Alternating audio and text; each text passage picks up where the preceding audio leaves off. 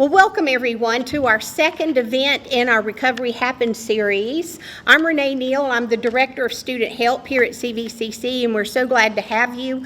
We have thoroughly enjoyed planning this event because definitely recovery is something that has touched all our lives, whether it was us personally, a family member, a loved one, and there's so much information that we should all have in order to know what to look out for and how to help those of our loved ones and ourselves when we need it. So today we are talking about prevention, and we have three different entities who are going to talk to you today.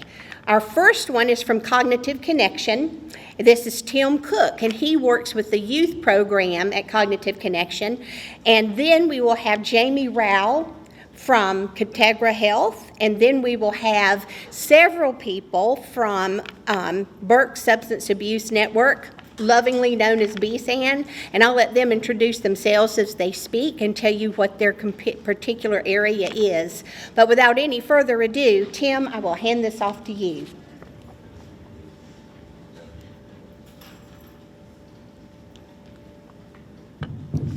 Tim, you're going to need to stand here to be heard on the recording. Okay. Cool, I'll do that. Okay.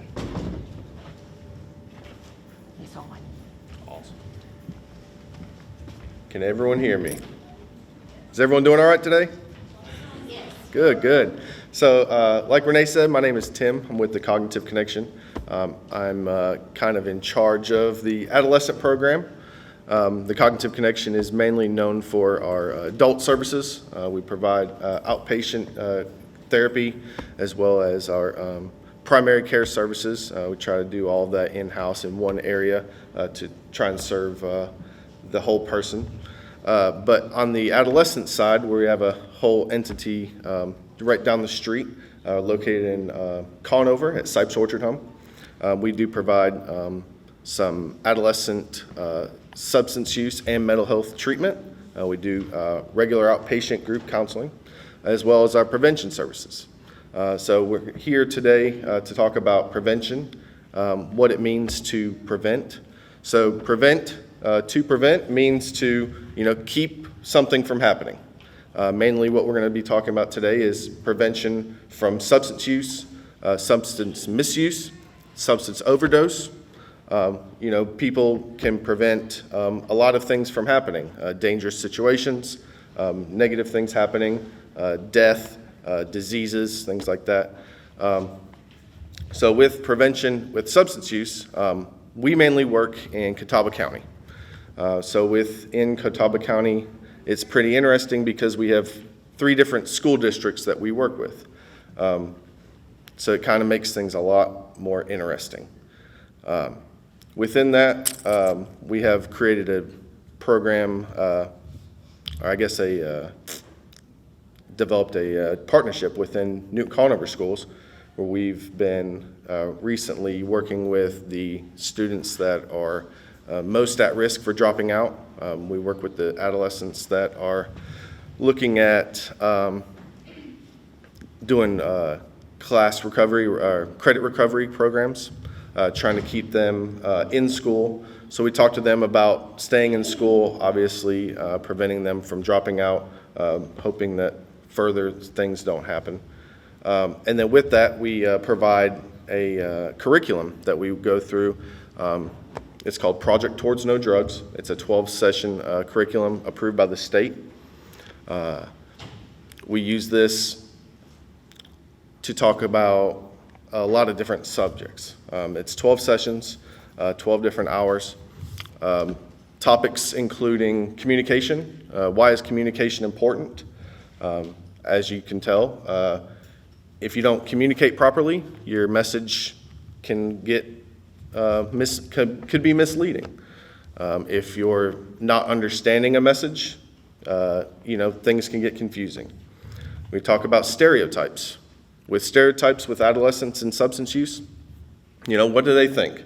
A lot of kids think we want to smoke weed or drink because everyone else is doing it.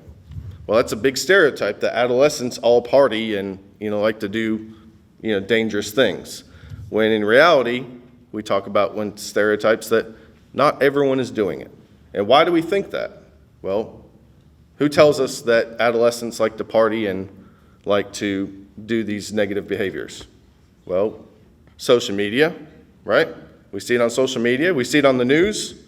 Do we hear about the kids that overdose and go to the hospital on the news?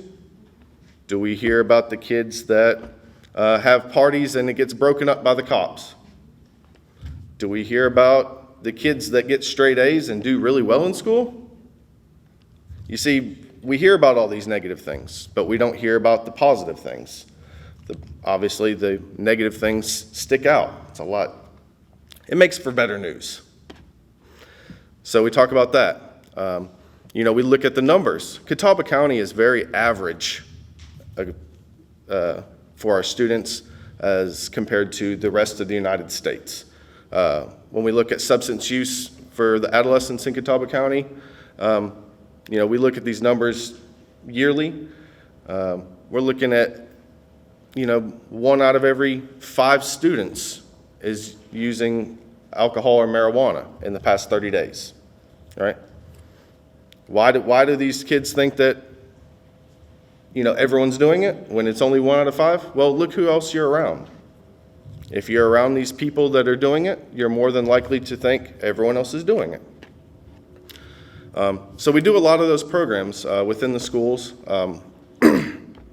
We've actually been looking at, we've started a partnership within the schools to talk with the staff and the employees in the school. What are signs to look for? Talk with them about, being open with the students, letting them know, you're here, you're not judgmental, but you're here to listen and, get some help if needed. We saw with COVID the past couple of years, mental health kind of took a hit in the country, right, in the world. So we did see substance use kind of go up for the past couple of years. I did look this morning and I saw that the 2021 numbers were out, and it shows that substance use among adolescents has dropped tremendously this past year. Don't know what that would be caused to, but hopefully we can get some good stuff about that. So we also, in Catawba County, with partnership with all the school systems, we also have a program where a school can refer a student if they are suspended for abusing the drug or alcohol policy at school. Automatically, it's a 10-day suspension while at school. If they enter into our substance use class, our prevention class, it's 12 sessions with using that same curriculum. The student can drop their suspension down to 5 days. What that helps is the student gets the education they need, learns about substance use, substance misuse, and the dangers that they're doing to themselves and others around them at an adolescent age. Hopefully, we get that student back into class, a little bit quicker, and get them, on the right track again. Along with those things, we do provide our medication lock boxes throughout the county to anyone that needs it. We spread the importance of knowing how to lock your medications up, where to keep medications, knowing who has the availability to obtain any of these medications while in the house, the importance of keeping them in a locked, safe area. So we have those lock boxes that we hand out to anyone at any event. Anyone that comes into the office is able to get one at any time. And lastly, I think the biggest thing that we do right now with prevention is we go around to a lot of our tobacco retailers, a lot of the vape shops, gas stations, grocery stores, talk about the importance of checking IDs, making sure that we know what to look for, making sure that we're not, allowing underage youth to purchase any tobacco products. We know that 90% of all tobacco users begin before the age of 19, right? So we try to keep that down, try to spread awareness for that. I think I'm going to try and keep it as short as possible because there are a lot of people up here that are just begging to talk and present. So without further ado, I will pass the mic on to Jamie and let her talk to you about some stuff that she has going on in the area.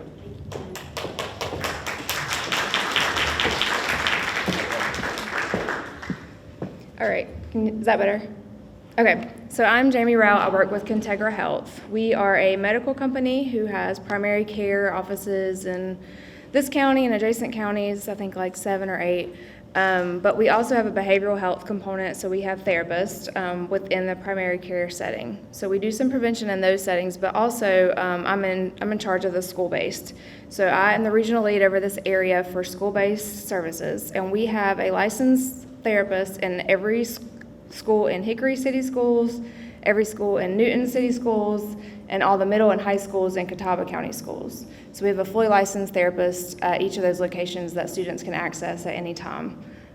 Some of those clinicians are duly licensed as addiction specialists, and the ones that are not have access to someone who is, to staff cases and talk about things that are going on in the school. So as far as prevention, we are able to consult with the school system. If someone comes in with a substance or gets a charge for a substance, we think maybe under a substance while they're at school, we can consult and jump in and try to help out however we can. We make a lot of referrals to Cognitive's adolescent program to get more intensive treatment than what we currently provide. We are able to kind of meet them where they are at school. So sometimes by the time we refer them to someone else, they don't have a ride or the means or the ability or the motivation to get there. So at a minimum, they're able to see us at school, and we can keep trying to bridge that gap and keep trying to talk to them. I'm at the alternative school, and so I would say 80%, if not more, of my caseload has a mental health and an addiction or substance abuse issue. So I see it every day. We have kids on a daily basis getting suspended for vapes, literally on a daily basis. So we have actually also worked with the Catawba County Public Health to get tobacco cessation training for our middle and high school therapists, and we're in the process of finishing that up now, as well as in hopes to work with the school system more on keeping kids out for 10 days, not being out for 10 days. They bring a vape, they're out for 10 days. They bring another vape, they're out for another 10 days, and they're never in school. So we do a lot of that. We also work with the school system on trainings as well and give them education about what to look for, which is a little bit what BSAN will talk about today, and ways to refer them out to other levels of care. So we do a little bit of everything. When you go into the schools, if you see us there, you won't know that we're therapists. You'll just think we're another school staff wearing the school shirts and doing all the things that schools are doing. And that's in hopes that the kids will start to recognize who you are, and you're not some therapist. You're somebody else that we can talk to. So that's a really cool thing that I appreciate about what we're doing. That was really fast. Sorry, Brandy. Trying to think what else. Are there any questions about school-based services and how that's different from other prevention services? Brandy? I do have a question. Are you guys considering any type of restorative justice consequences for kids instead of like the long-term suspensions or things like that? Is that something that's in the talk and work? So we do refer out. I'm not the school, but the schools do refer out to restorative circles through the CRC. But also a big part of what my role is, being the regional lead, also is working with the principals on these ideas. And I'll tell you, a lot of them are a lot more open than I anticipated on hearing other ways to address these issues, because we lost so many kids. We're losing to gang violence and accidents and overdoses and truancy. And after COVID, I mean, you can't even find half these kids. They're dropping out left and right. It's pretty pervasive. And so because of that, I think the school systems are a lot more open now to hearing what can we do, how can we help. It has to be approved and approved and approved for those kinds of things to change, but we're definitely working on that. Any other questions about school-based? Yes? How does that, you have to get permission from the parents to talk with the student? So North Carolina law says that if you're 12 years old or older, that you are able to consent to your own treatment for mental health, substance abuse. That would mean that kids can come to my office and talk to me, and I don't have to necessarily tell their parents. That's the North Carolina law. However, if they want to continue in treatment and to, we're going to bill their insurance and all that kind of thing, then the parents do have to be involved, yes. And I'd say we have at least 30 plus students engaged at every school that are signed up for services. In addition to that, if there's a kid that's having an issue or an overdose or an addiction or a suspension, we usually pop in and talk to them and just introduce who we are and see how we can help navigate that. And often that turns into a referral. Because a lot of the stigma in schools has certainly gone down as far as, we don't want to talk to a therapist, we don't want to see anybody for addiction. I have kids in class that say, I need to see Ms. Jamie right now or I'm going to be suspended. So, for me, that's pretty cool that, it used to be taboo to go see a therapist or something was wrong with you. But that's not the way it's perceived anymore in the school setting, which is very cool. Anybody else? Okay. Here's BSAN and Brandy and everyone else.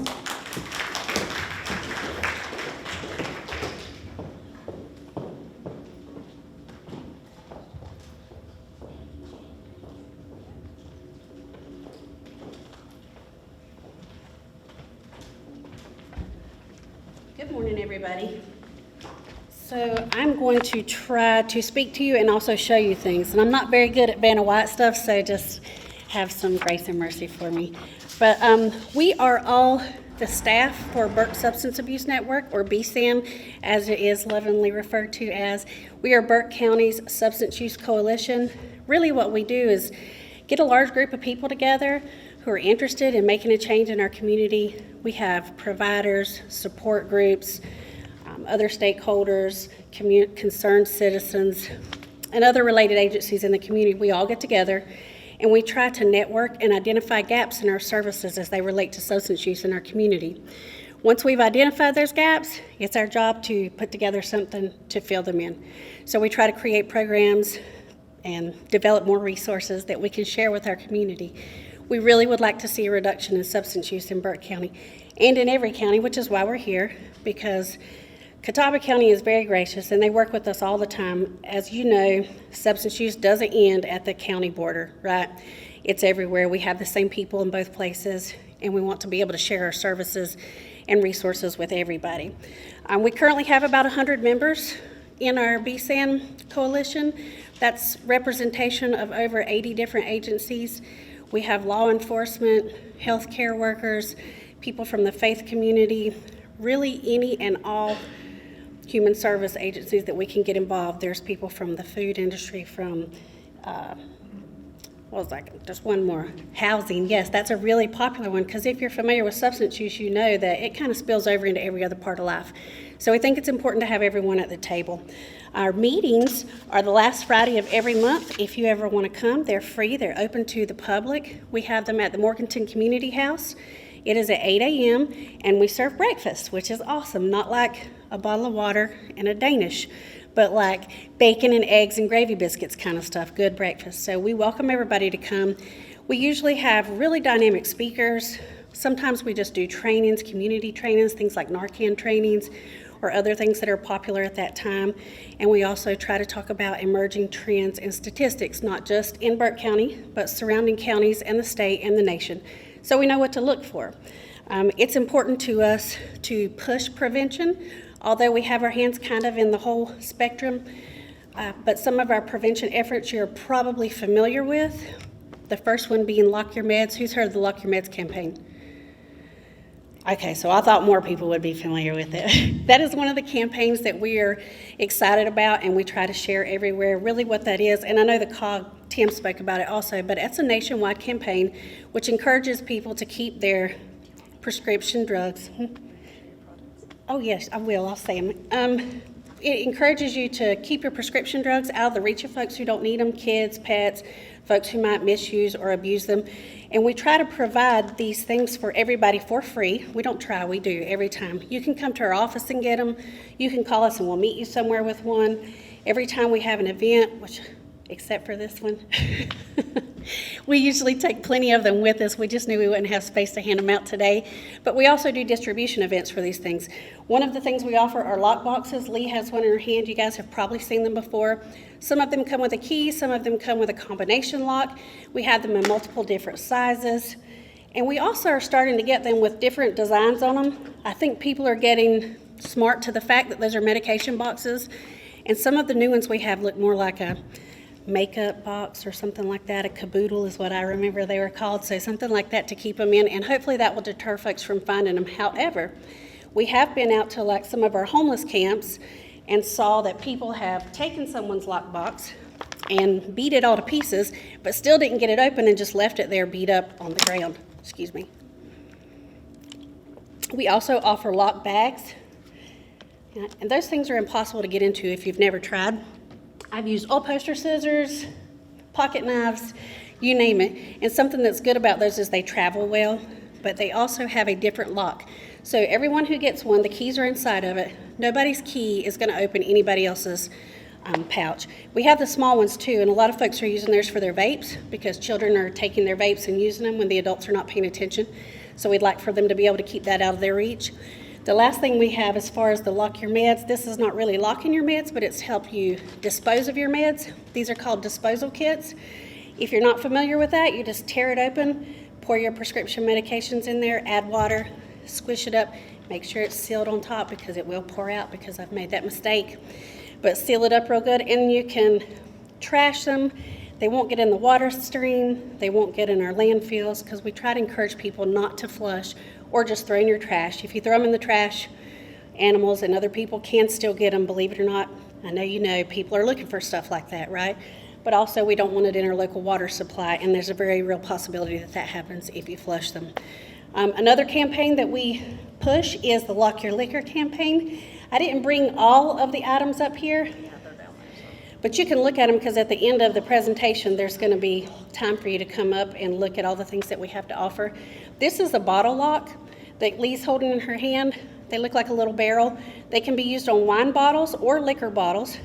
I do recommend that you memorize what your combination code is because you cannot break that bottle to take it off to get back in your alcohol for people who are of age and shouldn't need to do that. But we did find, especially during COVID, that from self-report and some of the surveys that we sent out, most people, over 60% of the people in Burke County who have alcohol in their home, just leave it in the refrigerator or on the counter, and it's easily accessible to children. And during the COVID lockdown, we had a lot of 911 calls where children were experiencing alcohol poisoning and things like that. So we thought it was time to try and push something. Any bit of prevention is better than none, right? We also have cabinet locks. We have one that is very sticky that like seals to each side of the door in the cabinet, and it has a key. That one you could tear off if you were strong and really wanted to, but once it comes off, you're going to know it's off, so you're going to know someone got in your stash. So you at least know to start that conversation. And the other one that we have is a little more heavy duty. It actually has to be bolted to the cabinet and the door, and it takes either a key fob or a card key to get into, but we have those available as well. Some of the things that we do for the community, in addition to providing these things at distribution events and handing them out, is presentations about prevention. One of the presentations we provide is for parents, and it's called Age Matters. And that presentation specifically talks about how the adolescent brain does not develop until it's 25 or 26 years old, and the damage that using substances can cause to that ever-changing and growing brain. We think that's really important. A lot of parents really just don't know the dangers. So we try and get that in front of everybody that we can. We also have a program called The Secrets Revealed, Search for the Hidden Stash. That is a teenage boy room simulation. So we set up a fake bedroom, like 10 by 10 walls, and we fill it with everything a teenage boy would have. Stinky clothes, dirty dishes, video games, you name it, it's in there. And then what we do is set a scenario. We say, okay, you have a 13-year-old son, and you're starting to notice maybe some physical or behavioral changes in him. Maybe he's not taking care of himself like he should or used to. Maybe he's hanging with different people. Maybe his grades are dropping. Regardless, you're concerned. So you have 5 minutes before he gets home from basketball practice to go through this room and see if you can find anything in there.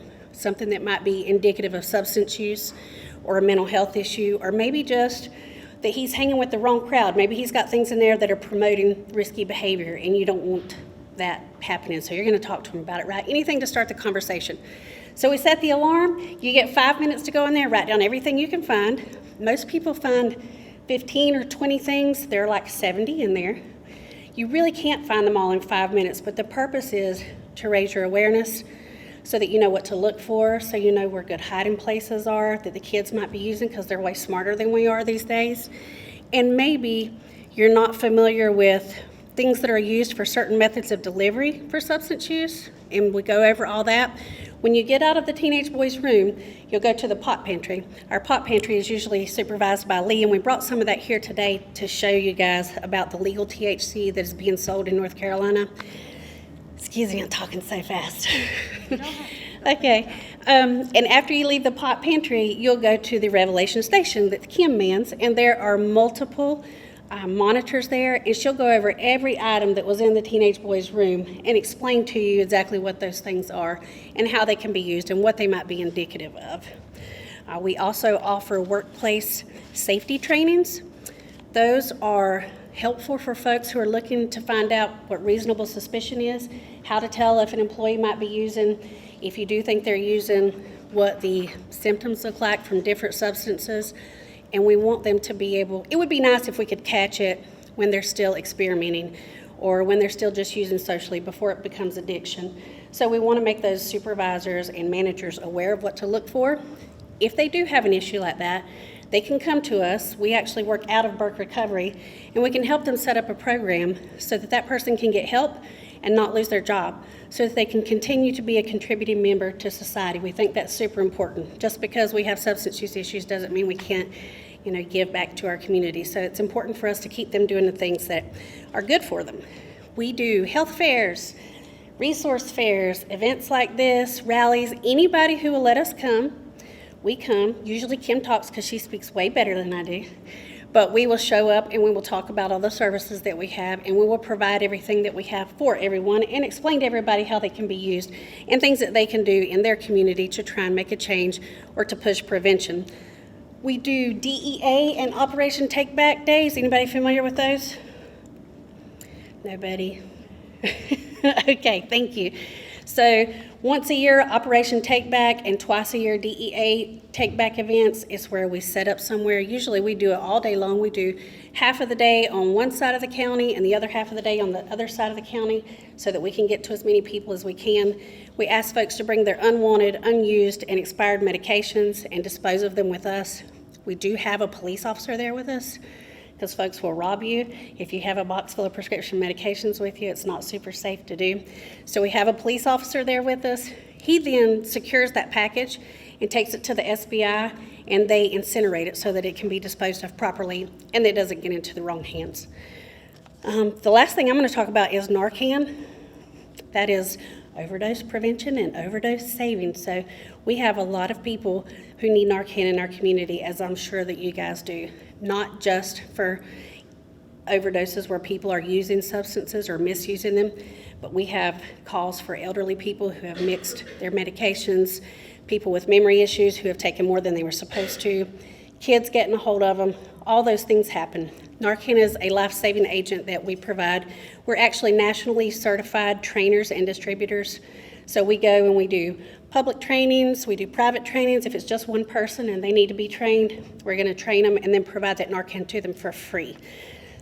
Those are mostly our adult efforts, but we do have some youth prevention efforts, and I'm going to let Lee talk to you about that.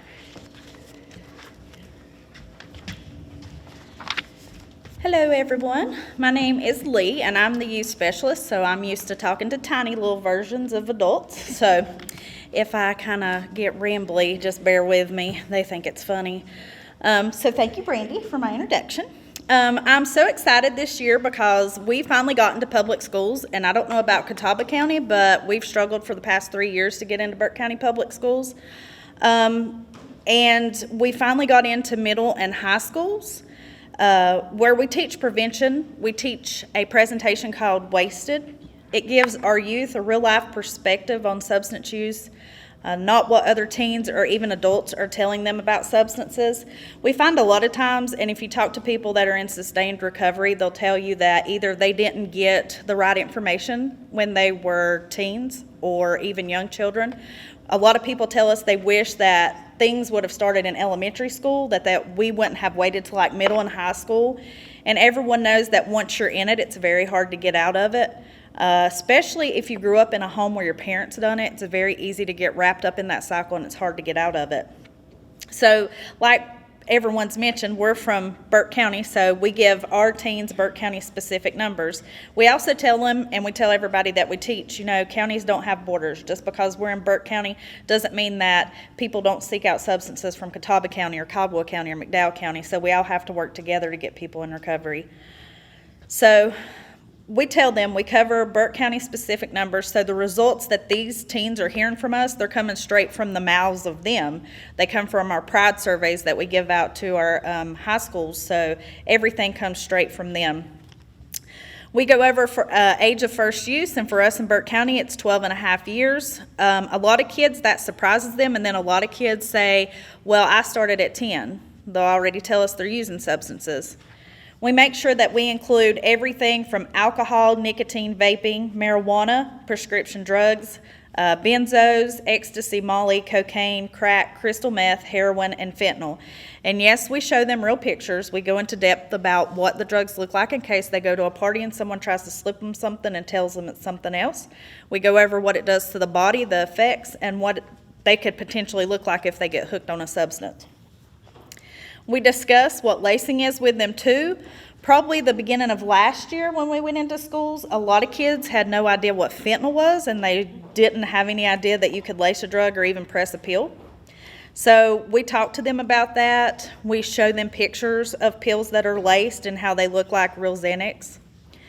We talk about overdose, fatality, and how it can be non-fatal too, because kids think when you say overdose, they automatically go into, oh, well, that means death. And we're like, no, that doesn't just mean death. You can get sick off something too. And how Narcan is used in case of an overdose. And unfortunately there, we've had 4th and 5th graders who's had to Narcan their parents to bring them back. So we're having to start younger age. In the public charter school, that is New Dimensions in Burke County, we get to do something a little different. So they invited us in to start teaching every Tuesday and Thursday, and we teach a program called Life Skills. And for them, they get like a more in-depth version from us. We're able to talk to them about smoking and vaping, alcohol, marijuana, but we can go into drug abuse and violence. We get to talk with them about violence in media influence, which was mentioned earlier because that's so huge with our youth. Assertiveness, communication skills, anxiety, anger, resolving conflict, resisting peer pressure, social skills, and making decisions. As we found that these all become coping mechanisms why teens turn to substances. They don't like to talk about their feelings, so we want to make sure that they have the skills so they don't have to turn to substances. We have Red Ribbon Week, and that's very hard to say together.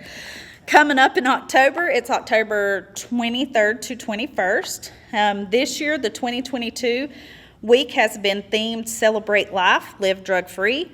Every year, they do a contest with youth, and they're able to send in themes and drawings, and then they get picked nationally for it. So in case you don't know what Red Ribbon Week is, it is the oldest and largest drug prevention program in the nation. It reaches millions of young children. This year's theme is to amplify the campaign's mission, which is to encourage children, families, and communities to live healthy, happy, and drug-free lives. The last thing that I want to talk about today is, you might notice that Brandy and Kim have on our black BSAN shirts, but I don't match them. I have on a tie-dyed one, and mine says Trident Task Force. Well, that's because I'm not an oddball, I'm the fun ball. So New Dimensions, they play really well with us. We love David Burleson. He was the first person to invite us in, and New Dimensions is the home for the Trident Task Force, which is the shirt I have on. So during COVID, we saw a spike, just like everyone else did in our youth, and the substances that were being used. But we learned, guess what? Youth don't listen to adults. Nothing new. They simply nod their head and they roll their eyes at us. So we put our heads together, and this is when Trident was born. It is a youth substance use coalition that is totally run by them. We oversee the work they do, and we help with recruitment, but it's up to the teens to come up with their campaigns, their advertisements, their slogans, and anything else to teach other teens about substances.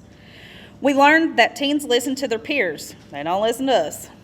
We just had our first summer camp, and that's where this shirt came from, because we tie-dyed it. And when we get done talking, if you want to come up here, I have pictures over here of the first set of students that signed up for the Trident Task Force. There's also some campaign slogans and things that they learned over that week that is in that presentation if you guys would like to look at it. We currently have about 8 to 15 active members of Trident, and we're hoping to double that by the end of the school year. We do tell people that Trident is only open to middle and high school, so 6th to 12th grade. And a lot of people ask, well, why can't my 5th graders be in it? Unfortunately, we're not able to reach middle schoolers yet, so they don't have the knowledge about substances to be able to come up with advertisement for other teenagers. So I'm going to turn it over to Kim now. My spiel's over, and she's going to talk to you guys, like Brandy said, about the pop pantry. This goes along with a simulation that we do that Brandy talked about, which is the secrets revealed. Thank you very much. So I'm really having a hard time that this has to be my space. I'm used to the whole thing being my space, so I will try to stay sort of in one spot. So as Lee said, my name is Kim. I have the pleasure to serve as the chair for the Burke Substance Abuse Network. And one of our great pleasures is to go out and talk about different things that people are seeing and experiencing. So I'm curious, how many of you know that we have shops in North Carolina that are CBD shops? Okay. Has anybody ever seen the signs that say Delta 8, Delta 9 THC? Yes. All right. So that helps me out to know where we're at. So I have a little poster that's going to help. Thank you very much. So in North Carolina, what is legal is hemp. Marijuana is currently not legal in North Carolina. So this is just a very helpful image to sort of get our minds straight so we're all on the same page. Hemp looks exactly like marijuana. Hemp smells exactly like marijuana. But when we talk about the scientific components of it, hemp is low in THC and high in CBD. Marijuana is high in THC and low in CBD. So, thank you very much. That's perfect, ladies. THC has a really long name. Tetra, blah, blah, blah. I'm sure you guys have heard that, right? Really easy way to remember it. THC stands for the high content. That's what makes you high. CBD is all about medicinal properties, right? So there are some good medicinal properties with CBD. Here's the problem that we're finding, though. We are finding that products that have Delta 8 or Delta 9 THC include way more THC than you're supposed to have. You should only have 0.03% THC in a product in North Carolina for it to be legal. But, now don't be shocked by this, that is not regulated. That is what it's supposed to be, but there is no one walking around, like Tim talked about, they go in and they do SINAR approvals and make sure that the inspections are right. You guys aren't going in and testing every product, are you? Yeah, we're not either. And ALE is not either. And so what we're finding is you have things like Delta 8 and Delta 9. Those are not grown in someone's backyard. That's grown in a lab. And the whole idea is to make hemp mimic marijuana so that you have more THC, right? So if you're taking something for purely medicinal properties, you're going to want a CBD product. If you're taking it to get high, you're going to want something high in THC. Again, hemp is legal in North Carolina, marijuana is not, so welcome to the loophole, right?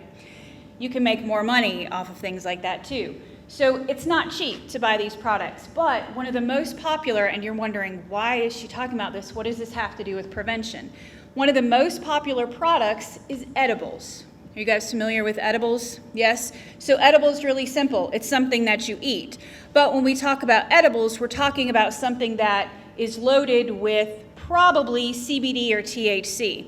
If you're going to get high, you're going to want the THC one, right? So I have some examples, and we actually have some cases down here. These are samples of edibles. This is sort of a Rice Krispie treat made with Fruity Pebbles. It looks delightfully delicious. It's a $15 Rice Krispie treat, which I think is just crazy. That's your dead giveaway. You're not going to pay $15 for Rice Krispies. But for an edible, you will.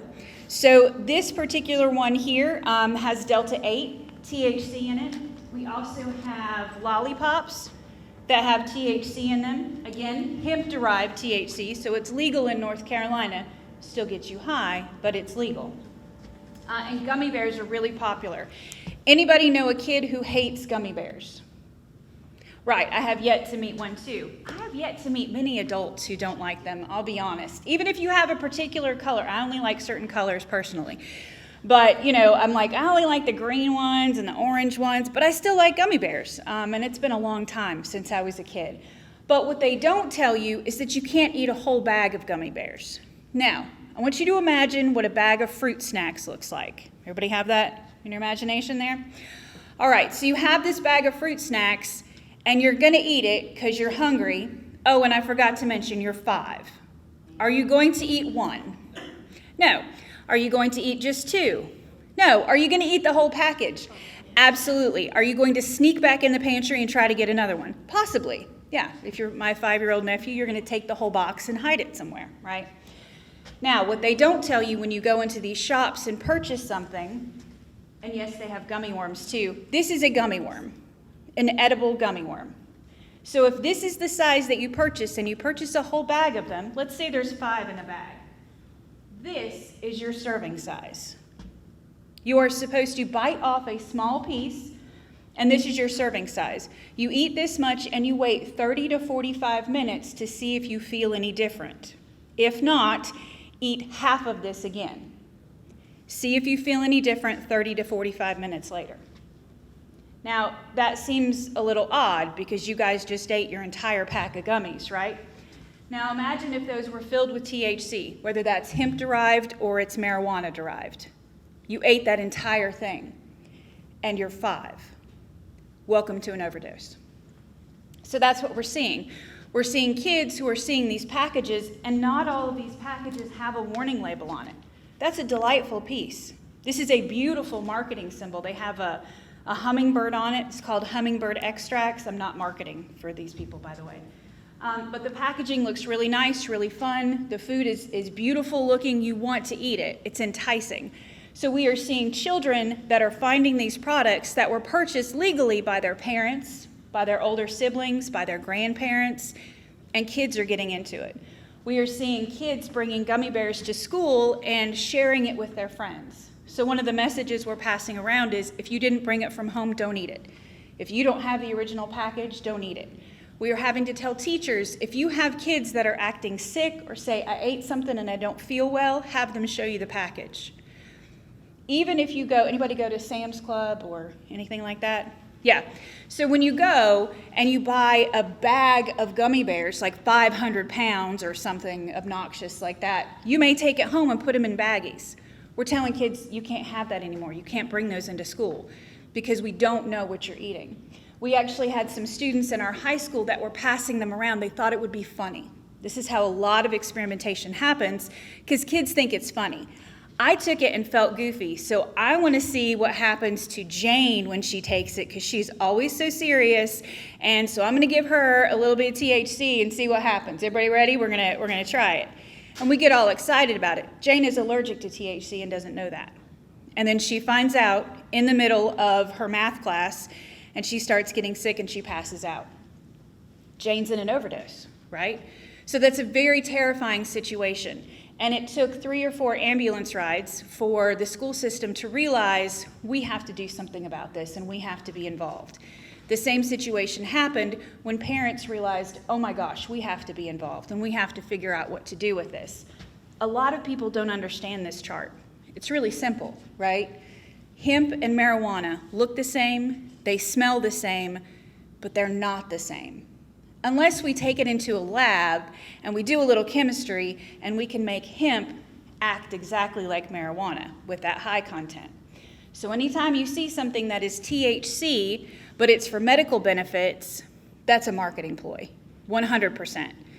It's not going to help you. The CBD pieces, and I know there are people who will argue with me, and that's okay. But the CBD component is what helps you medically. The THC component makes you high. That is its sole function.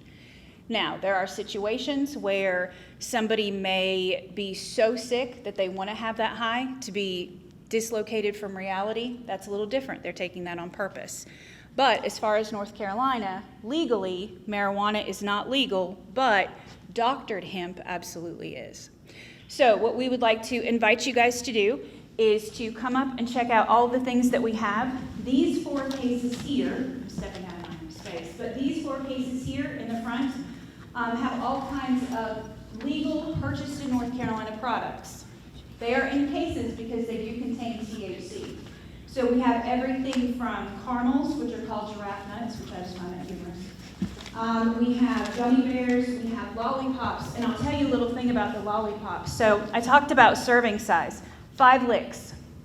Anybody ever taken a lollipop and taken 5 licks and then you wrap it back up and then you go back to it later? No. You see kids do that all the time and you think, ooh, that's disgusting. And then now as an adult, we're supposed to, yeah, you eat the whole thing, right? 5 licks, wait 30 minutes, do 5 more licks. Yeah, that's not going to happen. And they know that. There's brownies, there's actually drink mixes. So you can purchase hemp-derived products that you mix with wine or with seltzer or something like that. So let's double down on it. Let's do THC, mix it with a little alcohol. Woohoo, party on Friday. There are actually chocolate bars. The chocolate bars, you don't eat the entire chocolate bar. Again, it's only 1 square. And here's the tip. If you go into a place and a chocolate bar is $67, and the word CBD or THC or Delta 8, Delta 9 is somewhere in that store, I'm going to guarantee you it's in that chocolate bar. Hershey's is not going to charge you $67 for their experience. There's also some other products that are down here, so we would invite you guys to come check those out. Lee said that there are pictures. There's also contact information that's down here if anybody has any questions about the prevention pieces. I know that we've talked about. I know Tim is still here. Jamie's here, so we'll all be hanging out to answer questions. Do you have lock boxes today, Tim? You didn't bring any. Okay. I just wanted to make sure. We always steal your lockbox thunder, so I get a little excited. So if you do, we are taking names, and we may even come down to the college and do a distribution day. So let us know if you want any of that. We'll come down and stand in front of this. So thank you guys very much. If you have any questions, please feel free and come up and chat with us. I will give it back over to Renee, our gracious host.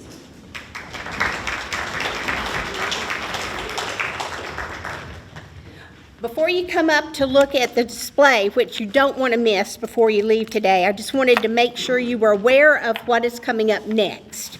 So next Tuesday, which is the 20th, we have 2 events on that particular day. One at 11, and that one is where we are having people who are in recovery, who have agreed and volunteered in some situations to talk to us and tell us their story of addiction and recovery. I'm very grateful to people who are that open and that willing to talk to a general group of people about their story. So we have some folks, at least 3, that will be here to talk about that next Tuesday morning. But on Tuesday evening at 5:30, still in this room, we have an event called It's a Matter of Biology, the physical and emotional aspects of addiction and recovery. We have a medical doctor who's here to talk to you about how addiction is a disease, and he does that in such a way that it's clear as day that addiction is a disease. You don't want to miss his presentation. We will also have some folks here who are counselors and social workers who are going to talk to us about the emotional aspects of addiction and recovery. That's an excellent presentation as well. You don't want to miss either one of those next week. Also, let me pull my phone up so I can tell you this accurately. How many of you heard of the book or the Hulu series called Dope Sick?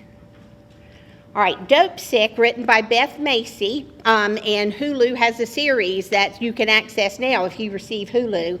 But she is going to be at Gaston Community College on September the 22nd, so that's Thursday of next week. And she is there speaking about her new book, Raising Lazarus, from 9 to 10 a.m. and then she will sign books from 10 to 10:30 after that. But that's Gaston Community, that's just called Gaston College. They don't have community in theirs, and it's in the Myers Center Auditorium.